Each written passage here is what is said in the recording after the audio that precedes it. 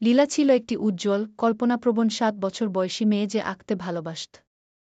প্রতিদিন স্কুলের পরে তিনি একটি স্কেচ বুক এবং রঙিন পেন্সিল নিয়ে তার জানালার পাশে বসে তার চারপাশের বিশ্বের ছবি তৈরি করতেন।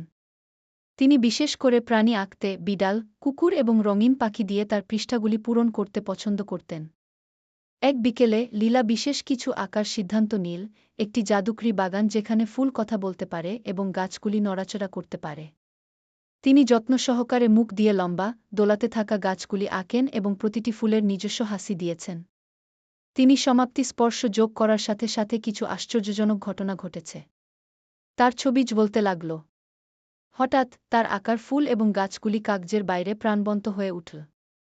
লীলা তার তৈরি করা জাদুকরি বাগানে পা রেখে তার চোখকে বিশ্বাস করতে পারছিল না। ফুলগুলি তাকে হাসির সাথে অভ্যর্থনা জানাল এবং গাছগুলি আনন্দে নেচেছিল। তিনি তার মন্ত্রমুগ্ধ সৃষ্টির অন্বেষণে ঘণ্টার পর ঘণ্টা কাটিয়েছেন, তার আঁকা পশুদের সাথে লুকোচুরি খেলছেন।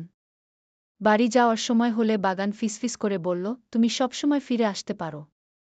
শুধু আঁকতে থাকুন। লীলা হাসল, জেনে যে তার কল্পনায় অন্তহীন দুঃসাহসিক কাজের চাবিকাঠি ধরে রেখেছে। সেই দিন থেকে তার স্কেচবুক তার স্বপ্নের প্রিয় জায়গা হয়ে ওঠে।